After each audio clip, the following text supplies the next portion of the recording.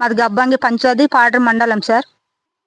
మా నెరోడ్ గ్రామంలో చాలా మంచినీళ్ళు ప్రాబ్లం సార్. మాకి వర్షాకాలం అంతే నీనోస్ మొయ్యాలంటే చాలా ఇబ్బందిగా ఉన్నది. మాకు దయచేసి నీళ్ళు కోసము ఏదైనా గవర్నమెంట్ సహకరిస్తుందని కోరుకుంటున్నాం సార్.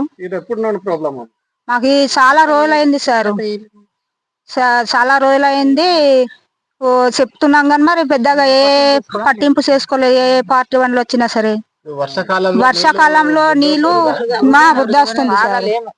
వర్షాకాలంలో బురద నీళ్ళు వస్తే అది పిల్లలకి తాగించామనుకో అది జలుబు దగ్గు ఇలాంటిది వచ్చేస్తాను. అది చాలా ఇబ్బందిగా ఉన్నది సార్. దయచేసి మీరన్నా పట్టింపు చేసుకొని మాకు బోర్ అన్నా ఏటన్నా తీయంచండి సార్.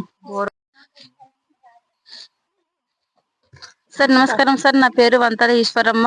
మాది నేరడవలస గ్రామం, గబ్బంకి పంచాయతీ, పాడేరు మండలం, అల్లూరు జిల్లా. మా గ్రామంలో నీటి సమస్య చాలా ఉంది. చాలా ఏళ్ల తరబడి నుంచి నీటి సమస్య ఉంది మాకు. వర్షాకాలం వస్తే మాకు నీరంతా బురద బురదగా ఉంది. అదే నీళ్లు పిల్లలు తాగిస్తే జబ్బులు, జ్వరాలు, అనేక రకాలైనటువంటి జబ్బులు వస్తున్నాయి. పిల్లలకి గాని పెద్దలకి గాని చాలా జబ్బులు వస్తున్నాయి. ఇంతకు ముందు ఎమ్మెల్యే భాగలక్ష్మి గారికి కూడా చెప్పాము. మేము గడప గడప ప్రోగ్రాం పెట్టినప్పుడు ఆవిడ గారు కూడా మాకు ఎలాంటి పట్టింపు లాంటివి సహకారం చేయలేదు. ఇదే మంచినీటి పథకం వల్ల మాకు గవర్నమెంట్ సహకరిస్తారని కోరుతున్నాము. అలాగే సీసీ గవర్నమెంట్ ఒకప్పట్లో మాకు సెల్ టవర్స్ కూడా ఉండేవి కాదు.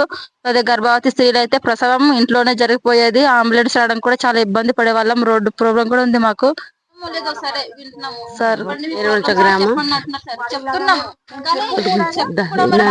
రాలేము వచ్చేసి వారు మీలాంటి వాళ్ళు కూడా వరకు మా ఎదురుకు రాలేదు సార్.